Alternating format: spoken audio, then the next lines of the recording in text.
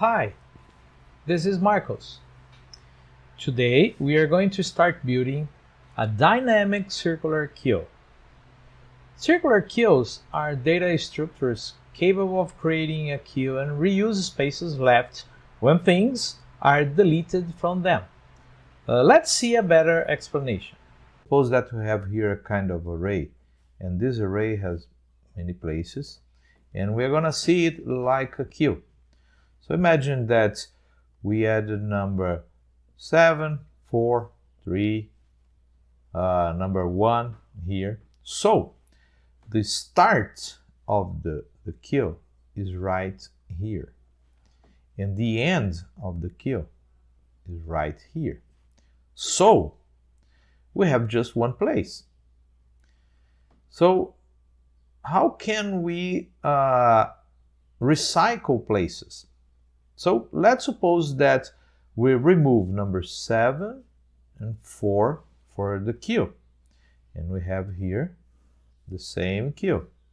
Okay, so we have now a space here, another space here, number 3 is here, number 1 is here, and a space here.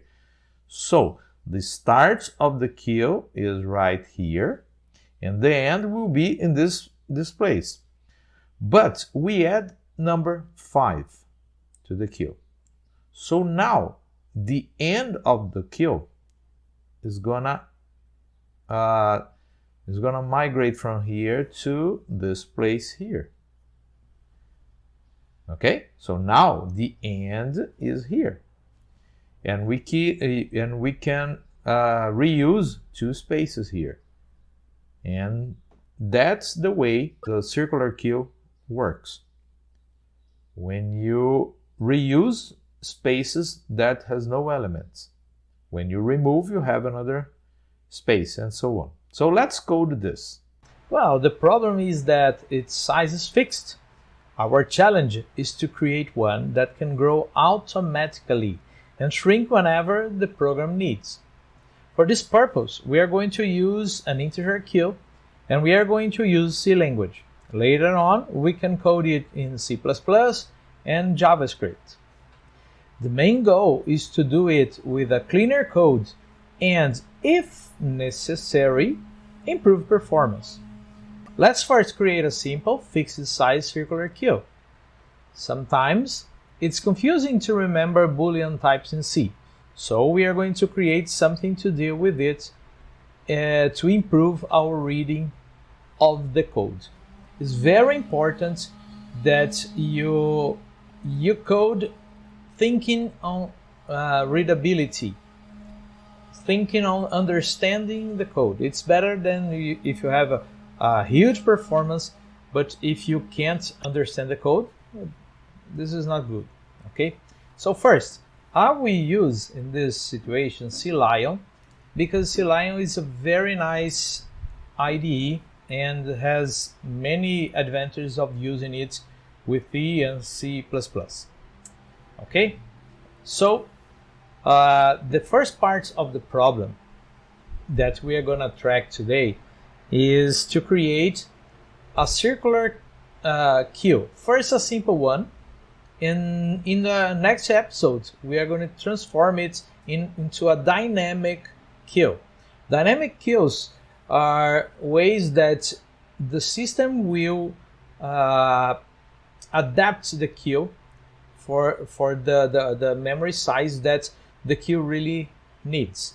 Okay, so it will go automatically, and I'm gonna give you as a developer a chance to call some functions that will shrink it if necessary.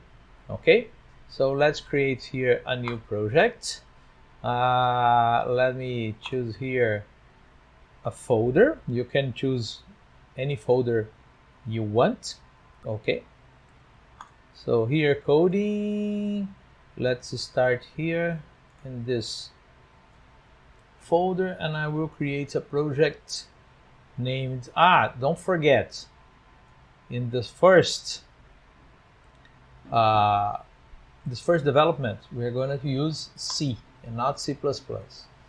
Okay, now in coding Let's create a, let's say that the name is dynamic circular queue. But later on in the first part, it will not be dynamic. But then we are gonna change it. So no problem to have this name.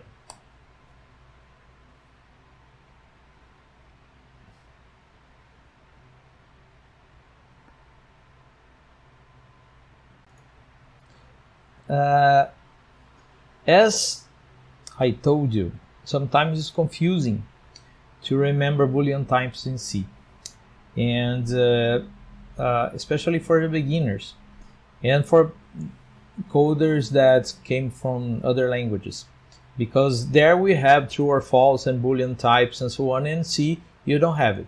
So I'm gonna create a file, a header file that will let's say emulate the Boolean types. Of course, it's not emulate, because we are gonna use the language to do it, and you'll see how to deal with that. So let's create here a new C header file. Let's call it Boolean. So Boolean.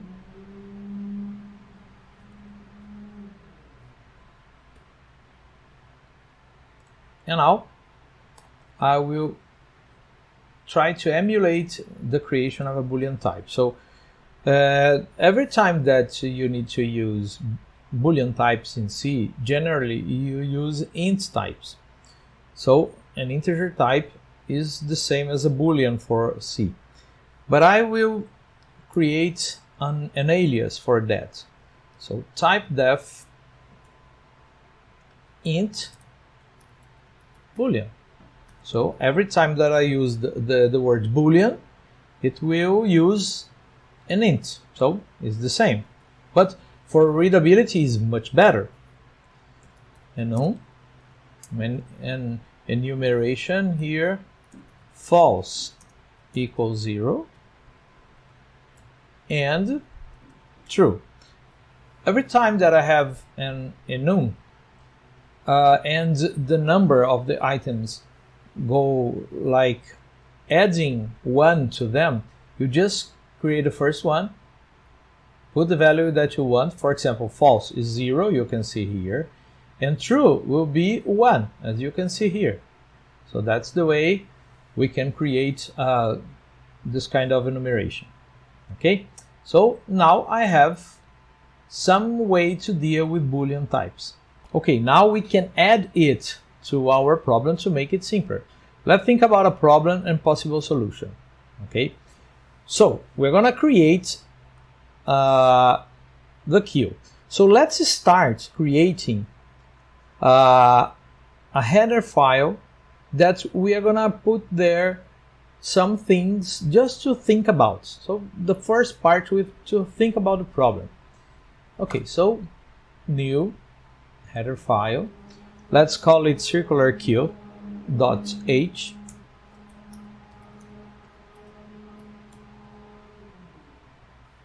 Okay. So now let's think a little bit.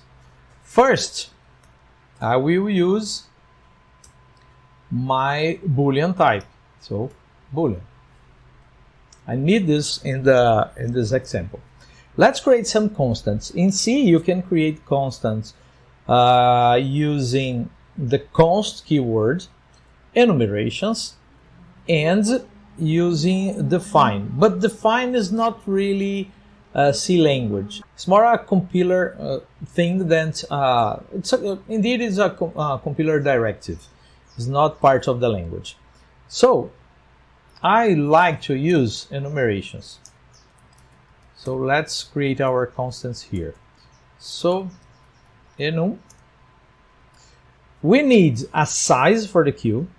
In this first part, I will create a fixed queue, a circular queue, but fixed in size. So we need the size. CQ size equal 10. So my queue will have 10 elements. And I need this to make it easier to read the code. Okay. For example, every time that I need to put some variable pointing to the index of the beginning of the array, I just say that this variable is equal to 0. Okay. But it's not a good idea to have magic numbers in the code. It's better to have a constant that explains to the person that's going to read our code that this number has a meaning. So I will call it array start, and is equal 0. So every time that I want to use put 0 in a variable just to say that we're going to the beginning of the array, I will use this constant, so it gets easier to read. Okay, some variables that we are gonna have.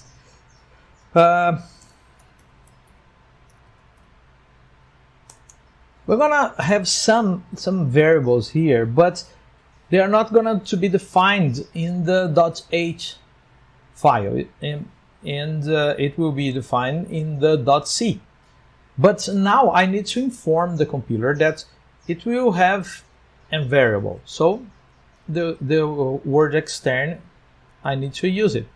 So extern int cq q,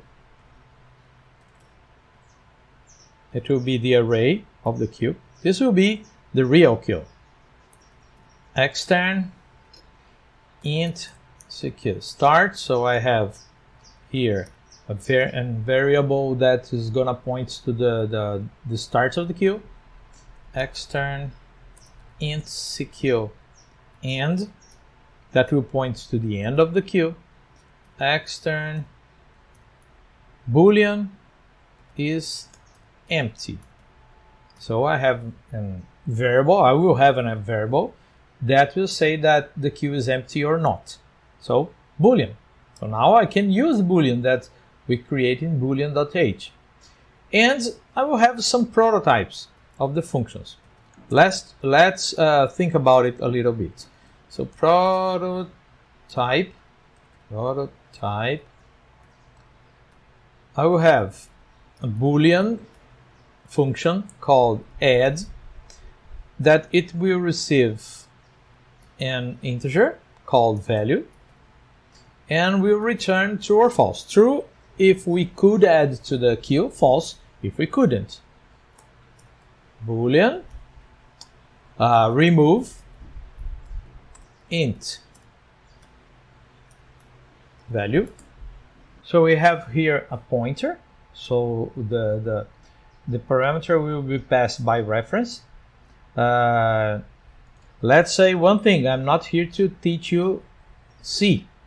If you want to learn C, we can talk about it, and I will prepare some course or something like that. The idea is just to code some algorithms that are common. So the circular queue is very common. That's why we are doing that. Okay, we're gonna have another Boolean function called isFull that will return true if the queue is full and false if it's not. Another Boolean called array and int who.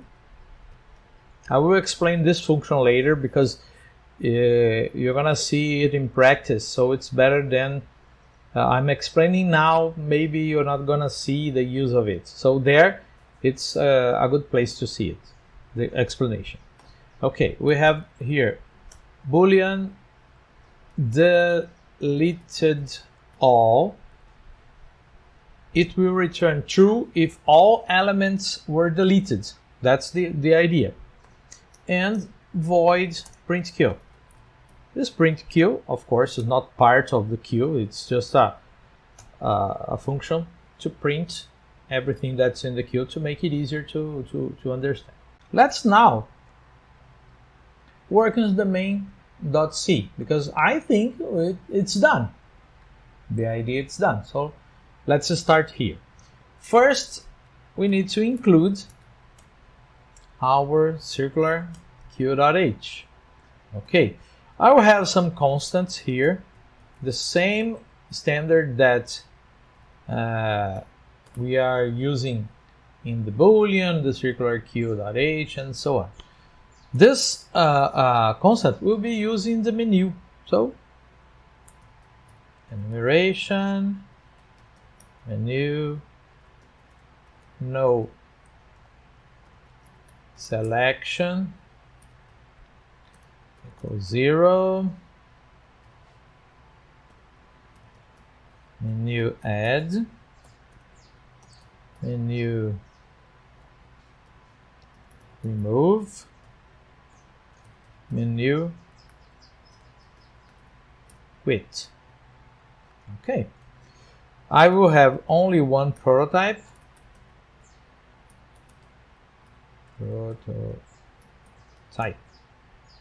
That will be the menu. So it will return an integer and will receive nothing. So now in the main, I will have this int option, that's option that I will use in the menu, equals to menu no selection. So, and I need a variable that will have a value that the user will type for the system could add to the queue. So while option not equal to the menu quit, I will do something. Okay, so first let's say option is equal to menu. So the menu will print the menu, and then every time that the user chooses an option, it will return this option to the variable option here, and we can try to see what's going on to use it. So let's do that. Switch option, case menu add. I will do the add first, then we will continue using continue coding the main. So first, I'm gonna print, enter a number. Okay, so scan format %d and %value. Okay, and now if I will call the add, if adds value, if it works, if it's true, we're gonna print the number added to queue.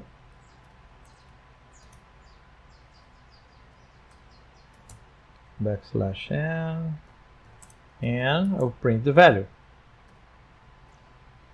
Else, I'm gonna print impossible to add. Queue is full. Okay, and break. Okay, I will add here two more options. The menu quit, that is gonna do nothing, and the default,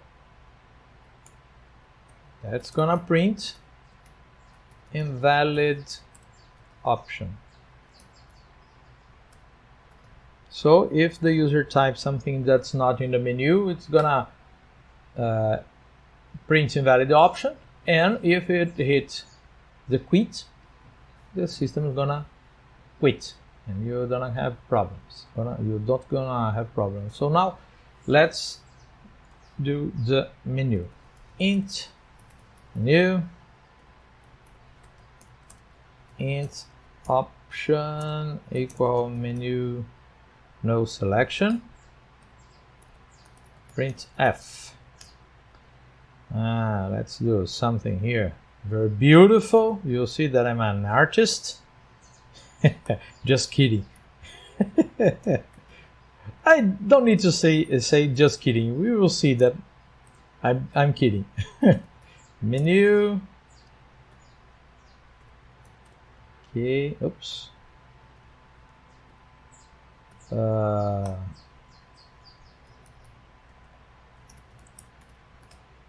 Print f.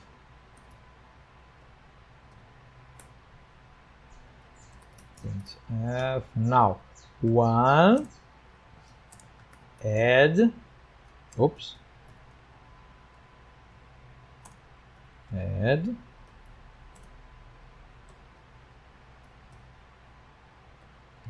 Okay. Print f.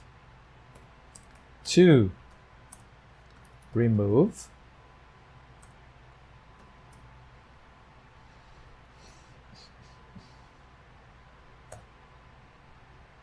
I need to type n here.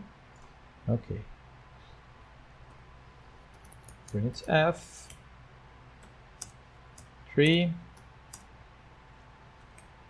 Quit program. Okay, now I could do it better here, and we'll see. So I will put some spaces,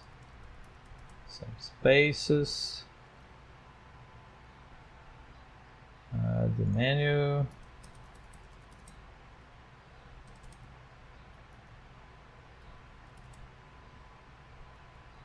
Okay, it's good.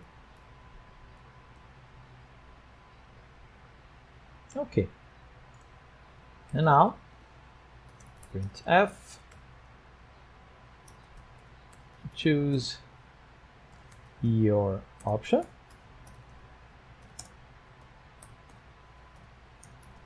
Scan f.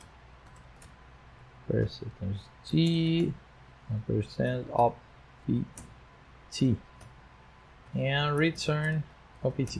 Okay, but I forget something. It's the print that we have done, and it's not I didn't put it here, but now I will show you a way that we can use it to have it much better than using 1, 2, 3 here fixed here. That is using the enumeration.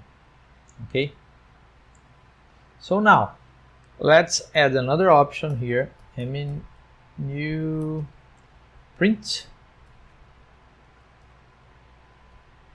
Okay, so now we have 0, 1, 2, 3, 4. The quit is number 4 now, and as the way I did here, I need to change it and everything, and if you are building something like this, it's not good.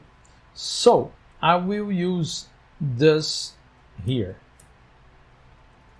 So I will change the number by the menu add. That would be the same, but at least if I need to add another option, I just put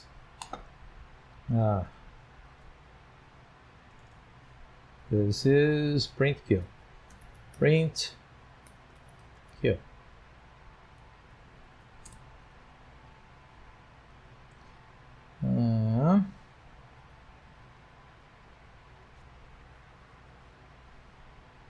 And here is the print. If I try to add another one and I use this technique, it will be very easy to implement, not worrying about the order and so on. So, and now this is the quit option. Okay, we have something right for you to test. So let's run it. Okay, so we have here 1, 2, 3, 4 that we did. If I put 0, invalid option. If I put 5, invalid option. If I put 1 to add, enter the number, any number we want, 5. Okay, how do I know if it's working? Okay, let's quit the program and let's do something to make it easier. First, I will go here and put just 5 here so that I have less numbers. And we are going to implement the print in the other side. I can let it with 10, no problem, because if I'm going to print it, so now I will add here case menu print. I call the print kill and break. Okay, so let's see. Play. Let's try to print with an empty kill. Okay, so it's empty. I will add number 5, add number 3, add number 7. I'm gonna print 5, 3, 7. Very good. Let's try to make it explode. It's not gonna explode, but let's see. Add number 1, add number 2. Let's print again. Add number 4, add number 6, add number 8, add number 9. So let's print the kill. We have 1, 2, 3, 4, 5, 6, 7, 8, 9. Okay, so I will add number 10. If I try to add another one, I will receive an error. Let's see. Add number 11. Okay, impossible to add. Queue is full, so it's working. Very nice.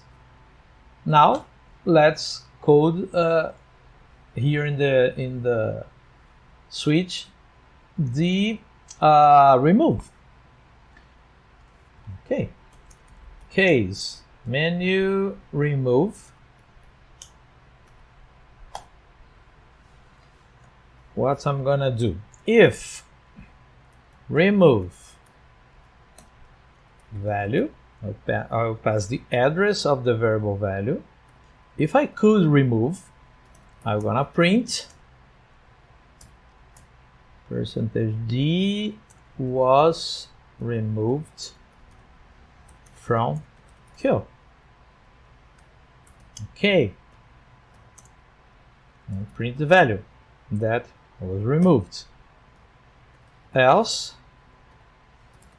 I'm gonna print impossible to remove. Kill is empty.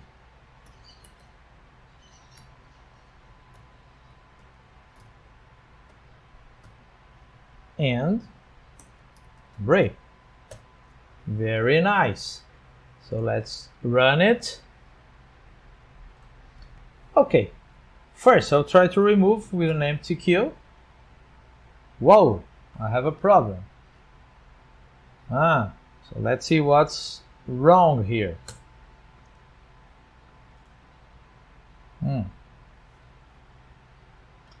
It's in the remove.